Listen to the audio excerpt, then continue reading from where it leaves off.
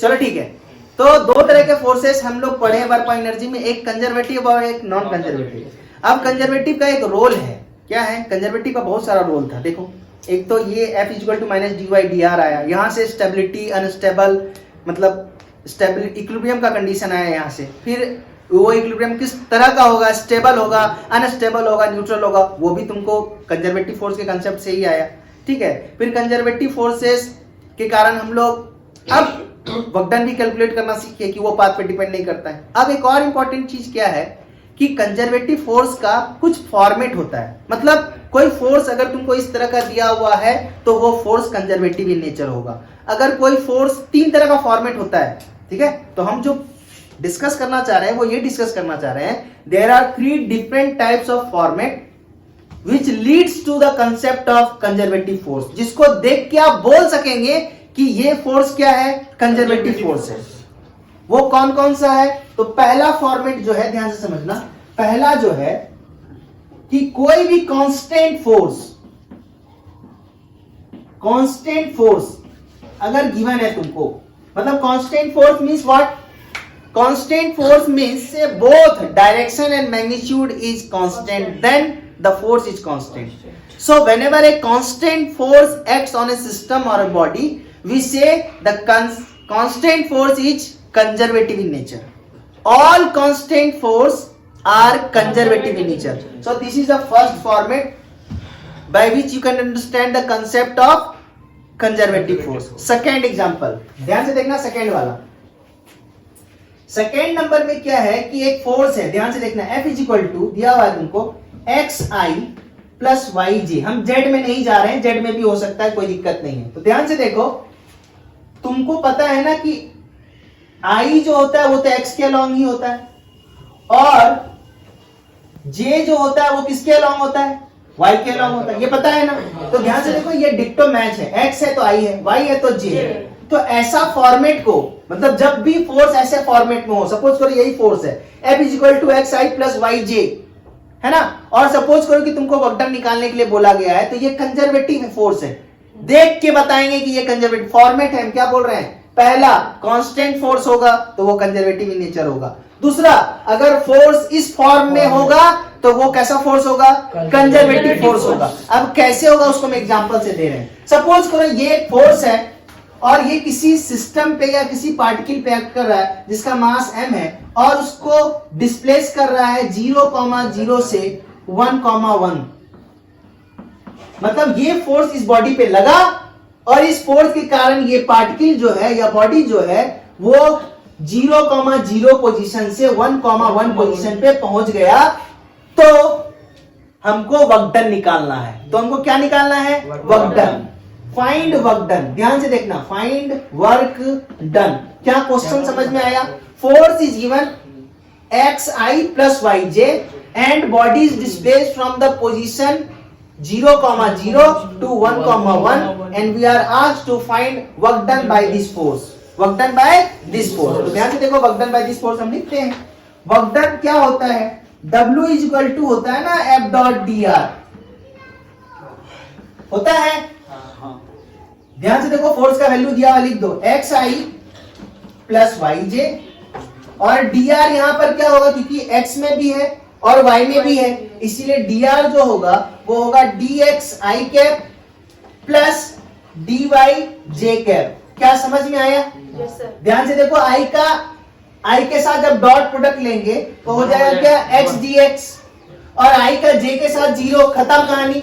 फिर j का i के साथ खत्म कहानी, फिर j का j के साथ तो हो जाएगा plus y dy, plus y dy। और ये तो छोटा वर्क डन है, ये तो छोटा वर्क डन निकला। टोटल वर्क डन निकालने के लिए क्या करना पड़ेगा? इंटीग्रेशन। तो ये x dx का अलग इंटीग्रेशन होगा और y dy का क्या होगा, अलग इंटीग्रेशन होगा। हाँ, लिमिट देखो ध्यान से, x का वैल्यू कहाँ, ये इंटीग्रेशन, अरे ये इंटीग्रेशन किसके रिस्पेक्ट में है? x के रिस्पेक्ट में। ध्यान से देखो, x का वैल्यू 0 to 1। चलो इसको हम चेंज कर देते हैं ताकि तुम लोग को समझ में आए, नहीं तो लगेगा कि सर 1 ही कर रहे हैं केवल, ठीक है। तो यहाँ इंटीग्रेशन x के रिस्पेक्ट में है तो 0 से 1, और यहाँ पर 0 से 2। 0 से 2। तो ध्यान से देखो x dx का इंटीग्रेशन क्या हो जाएगा, x²/2, तो 1/2 बाहर, अपर लिमिट 1 है, लोअर लिमिट 0 है, यानी 1/2 ही आएगा। तो ये वाला वैल्यू कितना हो गया 1/2 प्लस इसमें भी 1/2 बाहर आएगा और y² होगा, और अपर लिमिट 2 है तो 4 हो गया, 1/2 इंटू 4 यानी 2, यानी +2, यानी this is equal to 2.5 joule. अब ध्यान से समझना मेरा बात को, क्यों इसको कंजर्वेटिव फोर्स बोला गया, ध्यान से समझना क्यों इसको कंजर्वेटिव फोर्स बोला गया। हालांकि तो तुमको ये याद रखना कि जब भी इस फॉर्मेट में होगा I के साथ x हो, J के साथ y हो, तो ऐसे फोर्स कंजर्वेटिव होता है। लेकिन हम तुमको समझाना चाह रहे हैं कि कैसे कंजर्वेटिव है। ध्यान से देखना इस बात को, हम इसको समझा रहे हैं। तो कंजर्वेटिव फोर्स का 3 फॉर्मेट है, एक तो कांस्टेंट फोर्स, और एक फोर्स का फॉर्मेट रहेगा I के अलोंग x ही दिखेगा केवल, और J के अलोंग केवल y ही दिखेगा, और एक और फॉर्मेट है जिसको बोला जाता है परफेक्ट डिफरेंशियल। तो ध्यान से देखो, ये एग्जांपल है परफेक्ट डिफरेंशियल का, ये भी कंजर्वेटिव फोर्स ही है। कैसे, ध्यान से देखो, y का I के साथ क्या है, y है, और J के साथ क्या है, x, उल्टा है। तो इसमें हम वर्कडन तो यही लिखेंगे y dx plus x dy। अब एक चीज हम तुम लोग को बताते हैं, वो क्या कि यहाँ ध्यान से देखो यहाँ dy/dx ऑफ xy, तो ये प्रोडक्ट रूल लगा रहे हैं हम, x बाहर गया y का डिफरेंशिएशन हुआ, y बाहर गया x का डिफरेंशिएशन हुआ, और इसी तरह से हम रहने दिए, अभी कटाए नहीं उसको। अब ध्यान से देखो, अगर हम dx सब यहाँ से भी dx कॉमन है न्यूमरेटर सॉरी डिनोमिनेटर में, और यहाँ भी, तो उसको अगर हम हटा दे तो सिंपली क्या हो जाएगा, ये dxy हो जाएगा इज इक्वल टू क्या हो जाएगा, x dy हो जाएगा प्लस y dx हो जाएगा ना, होगा ना। तो इसी को बोला जाता है परफेक्ट डिफरेंशियल, और इसका ज्यादा नॉलेज तुमको होगा जब तुम पढ़ोगे डिफरेंशियल इक्वेशन, ठीक है, वो तुम लोग को 12th में है, ठीक है, कैलकुलस का पार्ट है। इसको हम लोग बोल रहे हैं क्या, ये परफेक्ट डिफरेंशियल का फॉर्म है, ये सबसे सिंपलेस्ट फॉर्म है, इसीलिए आसानी से पता चल गया। x dy plus y dx equal to क्या आया, dxy। तो ध्यान से देखो, ये जो हम लिखे हैं फॉर्मेट, ये भी कंजर्वेटिव फोर्स का फॉर्मेट है। कैसे, ये जो y dx और x dy है, इसको हम सिंपली लिख सकते हैं, this is equal to dxy bracket, और ये dw। बात समझ में आया, पाथ दिया हुआ है 1 2 3, लेकिन ये भी पाथ पर डिपेंड नहीं करेगा। कैसे नहीं करेगा, तो ध्यान से देखो, तो dw को क्या लिखेंगे, अगर हमको, अब हम क्या कर रहे हैं कि xy को हम k मान ले रहे हैं, क्या मान ले रहे हैं, k मान ले रहे हैं, तो dw बराबर क्या हो जाएगा, dk हो जाएगा। अगर हमको टोटल वर्कडन चाहिए तो इंटीग्रेशन करेंगे तो w इक्वल टू क्या हो जाएगा, k, dx का इंटीग्रेशन x, तो dk का इंटीग्रेशन k। अब k का लिमिट हमको डालना पड़ेगा, तो ध्यान से देखो k का लिमिट कैसे हम निकालेंगे। k बराबर हम क्या माने हैं, k इज इक्वल टू क्या माने हैं, k is equal to x into y माने, माने है ना। अब यहाँ ध्यान से देखो, यहाँ पर x का वैल्यू क्या है, 0, तो जब हम 0 से 1 जाते हैं ना, x का वैल्यू 0 और y का वैल्यू क्या है, मतलब इसके लिए देखो, अगर यहाँ पर हमको k इनिशियल चाहिए, यहाँ पर x 0 y 0 और x 1 यहाँ y 1, तो अगर यहाँ का वैल्यू हम चाहिए कि k के टर्म में क्या होगा, यहाँ x 0 y भी 0, यानी k का वैल्यू 0। और इसके लिए अगर तुम निकालोगे तो ध्यान से देखो, यहाँ पर k इज इक्वल टू लिखोगे x y, तो x का वैल्यू 1 है और y का वैल्यू 2 है, तो k का वैल्यू क्या आ गया, 2 आ गया, k का वैल्यू क्या आ गया, 2 आ गया, यानी अपर लिमिट 2 हो गया और लोअर लिमिट क्या हो गया, 0 हो गया, यानी तुम्हारा वर्कडन कितना आ गया, 2 जूल आ गया। तो ध्यान से देखो, ये वर्कडन भी तुम्हारा पाथ पे डिपेंड नहीं किया, वो जो 1 2 3 पाथ दिया हुआ था उस पर निर्भर नहीं कर रहा, यानी ये, इसको हम लोग बोलते हैं परफेक्ट डिफरेंशियल फॉर्म। तो जब भी फोर्स परफेक्ट डिफरेंशियल के फॉर्म में होता है तो वो फोर्स भी क्या कहलाता है, कंजर्वेटिव फोर्स कहलाता है। अब नॉन कंजर्वेटिव फोर्स कैसा होता है, नॉन कंजर्वेटिव फोर्स का अगर हम बात करें, एनसीएफ का बात करें, तो ध्यान से देखो, फोर्स तुमको दिया हुआ F is equal to simply दिया हुआ y I, तो dw क्या हो जाएगा, इसका वर्कडन जो हो जाएगा वो हो जाएगा तुम्हारा dw is equal to force dot dr, है ना, और फोर्स का वैल्यू कितना है, फोर्स का वैल्यू है y I cap dot dr का वैल्यू लिखेंगे dx I cap plus dy j cap. सवाल वही है, यही, ठीक है, बस केवल फोर्स का फॉर्मेट चेंज किए हैं। सवाल वही है कि ये फोर्स जो है इस पोजीशन पर जो पार्टिकल है उस पर लग रहा है और वो 0 0 से 1,2 पर जा रहा है, हमको वर्कडन निकालने के लिए बोला गया, और ये 3 पाथ दिया गया है 1 2 3। प्रीवियस पूरे केसेस में इस तीनों पाथ में से किसी पाथ का हम इस्तेमाल नहीं किए, क्योंकि कंजर्वेटिव फोर्स पाथ पे डिपेंड, वो केवल इनिशियल और फाइनल पोजीशन पर डिपेंड करता है। लेकिन यहाँ से जो आएगा ध्यान से देखो तो आई के साथ आएगा, डॉट प्रोडक्ट लेंगे तो सिंपली वाई डी एक्स हो जाएगा, और इसके साथ तो डॉट प्रोडक्ट जीरो हो जाएगा, यानी तुम्हारा डी डब्ल्यू जो आ गया वो क्या आ गया, वाई डी एक्स आ गया, है ना। अब अगर हमको इंटीग्रेशन करना है तो इंटीग्रेशन करेंगे हम वाई डी एक्स, वाई तो वेरिएबल है, वाई वेरिएबल है। आप ध्यान से देखो यहाँ पर तुम किसी की कोई भी पॉसिबिलिटी बिना इस पाथ को यूज किए, या तो 1 या तो 2 या तो 3, बिना इसको यूज किए तुम इसका इंटीग्रेशन कर ही नहीं सकते हो, है ना। तो जब तुम पहला वाला पाथ यूज करोगे तो यूज करोगे y equal to x square, तुम्हारा रखोगे x square, integration x square d x हो जाएगा एक्स क्यूब बाई 3, 1/3 बाहर। अब लोअर लिमिट 0 से 1, लोअर लिमिट 0 और अपर लिमिट 1, समझ में आ रहा बात, क्योंकि इंटीग्रेशन एक्स के रिस्पेक्ट में, आंसर अलग आएगा। अगर तुम इस नंबर 2 जो नंबर 2 पाथ है उस पाथ को अगर फॉलो करोगे तो उस इक्वेशन को हम बोले थे y इक्वल टू एक्स, वो क्या बोले थे, y equal to x.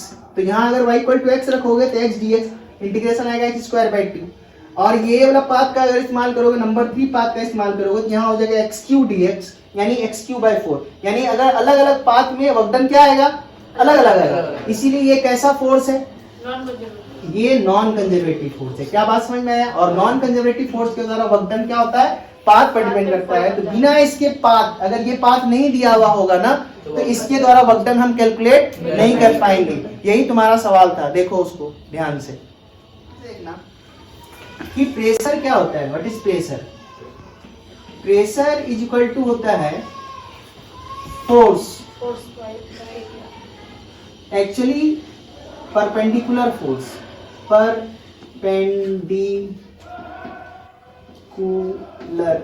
Force divided by area. यानी कहने का मतलब अगर हमको प्रेशर निकालना है, जैसे कहने का मतलब इस वाले सरफेस पे प्रेशर निकालना है तो फोर्स जो होगा, प्रेशर का जो फॉर्मूला, फोर्स जो है वो हमेशा इसमें परपेंडिकुलर वाला लेंगे। सपोज करो कोई ऐसे एंगल बना रहे तो ये वाला नहीं लेंगे, इसका परपेंडिकुलर कंपोनेंट जो होगा वो लेंगे।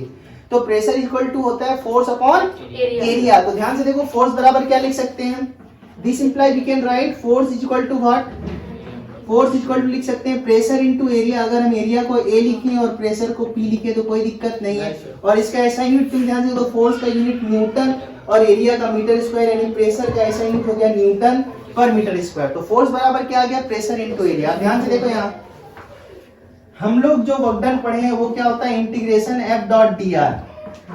डी आर तो डिस्प्लेसमेंट है ना। अब फोर्स की जगह पर अगर तुम प्रेशर रख दोगे तो ध्यान से देखो pressure into area into d are. अब एरिया इनटू ये एरिया हो गया और ये डी आर क्या, डिस्प्लेसमेंट। तो क्या एरिया इनटू थिकनेस क्या होता है, वॉल्यूम। ध्यान से देखो volume is equal to length into breadth into what, height. तो length into breadth is what, area into h क्या मिलेगा, वॉल्यूम। उसी तरह से area into d r is what, displacement. तो ए अगर मान लो यहाँ हम आर लिखे हैं, है ना, अगर केवल एक्स के अलॉन्ग होगा तो एक्स लिखेंगे, तो ए इंटू डी एक्स क्या हो जाएगा, डीवी। एरिया इंटू थिकनेस क्या देता, वॉल्यूम। अगर ये डीएच हो जाएगा तो ये डीवी नहीं होगा। तो ध्यान से देखो ये दोनों डॉट प्रोडक्ट है, ये सिंपली क्या होती है, into d v, pressure into d v. This quantity is represent d v, change in volume, area into small change in displacement. तो देखो वर्क डन का फॉर्मूला क्या आ गया, पीडीवी। तो जो तुमको उसमें बोला गया है, प्रेशर उसमें तुमको दिया हुआ है, ठीक है, और वॉल्यूम चेंज हो रहा है 50 लीटर से 150 लीटर। तो प्रेशर अगर कांस्टेंट होगा तो प्रेशर बाहर चला जाएगा। तो सिंपली वर्क डन का फॉर्मूला हो जाएगा प्रेशर इनटू वॉल्यूम। ये वाला फॉर्मूला कहाँ ज्यादा यूज होता है, जब हम लोग थर्मोडायनेमिक्स पढ़ते हैं, ठीक है, तो वहां पर वर्क डन का फॉर्मूला हम लोग के लिए जो होता है वो होता है प्रेशर इनटू वॉल्यूम, या इंटीग्रेशन ऑफ पीडीवी। वो क्या होता है, इंटीग्रेशन ऑफ पीडीवी। क्या ये बात, काइनेटिक एनर्जी। काइनेटिक एनर्जी जो होता है वो क्या होता है, kinetic energy of a body is due to its motion, या इसके मोशन के कारण क्या होता है, बॉडी में जो एनर्जी क्रिएट होता है, एनर्जी जो जनरेट होता है, उस एनर्जी को हम लोग क्या बोलते हैं, काइनेटिक एनर्जी बोलते हैं। And this kinetic energy is given by half mv square. ध्यान से देखना, this kinetic energy is given by, kinetic energy ke is equal to given by half mv square, where m is the mass of the body or the system and v is the speed not velocity। ध्यान रहे v is the speed not velocity, ठीक है। Velocity, the magnitude of velocity is what? Speed. बात समझ में आया? Yes sir. एक चीज और होता है यहाँ पर हम बता देना चाहते हैं, तुम लोग जानते होगे मोमेंटम। मोमेंटम मोमेंटम को हम लोग P से डिनोट करते हैं, ये एक वेक्टर क्वांटिटी होता है। मोमेंटम होता है mass into velocity, mass into velocity. Momentum का डायरेक्शन उधर ही होता है जिधर वेलोसिटी का डायरेक्शन होता है। जैसे मान लो अगर तुम x डायरेक्शन में दौड़ना चालू किए तो तुम मोमेंटम x डायरेक्शन में गेन किए, अगर तुम y डायरेक्शन में दौड़ना चालू किए तो मोमेंटम y डायरेक्शन में गेन किए। अगर इसका मैग्नीट्यूड का बात करें तो मोमेंटम सिंपली क्या है? mv है। ठीक है, अब ध्यान से देखो तो मोमेंटम और काइनेटिक एनर्जी के बीच में एक रिलेशन है, रिलेशन, और ये बहुत बार आएगा, relation between kinetic energy and momentum. तो ध्यान से देखो P बराबर mv आया, अगर हम दोनों साइड स्क्वायर कर दे तो we can write P square बराबर m स्क्वायर v स्क्वायर। अब ध्यान से देखो काइनेटिक एनर्जी तो हाफ mv स्क्वायर होता है, इसीलिए हम जबरदस्ती इसको 2 से भागा दिए और 2 से क्या कर दिए? मल्टीप्लाई भी कर दिए। अब ध्यान से देखो इसमें से ये यहाँ 2m है, मतलब m पे स्क्वायर है, 2 m है, तो हम क्या कर दिए? इसको हम लिख दिए half m v square into 2m। कोई दिक्कत नहीं है। तो ध्यान से देखो ये काइनेटिक एनर्जी हो गया। यानी कहने का मतलब मेरा क्या है कि रिलेशन क्या आ गया कि p square is equal to 2m into kinetic energy, और you can say p is equal to under root 2m kinetic energy. So this is the relation between momentum and kinetic energy. Now तुमको question में पूछा जाता है कि जैसे मान लो kinetic energy 10% बढ़ गया तो बताइए मोमेंटम में कितना का चेंज आया? ठीक है, या बोला मोमेंटम 40% से 60% हो गया, बताइए काइनेटिक एनर्जी में कितना चेंज आया? तो इसी फॉर्मूला का यूज करेंगे, और परसेंटेज का जो सिंपल कंसेप्ट होता है उसी कंसेप्ट का यूज करके सवाल बनेगा। ऐसा सवाल जब है तुम लोग के बुक में तो इसको बना लेना। क्या बात समझ में आया? हाँ सर।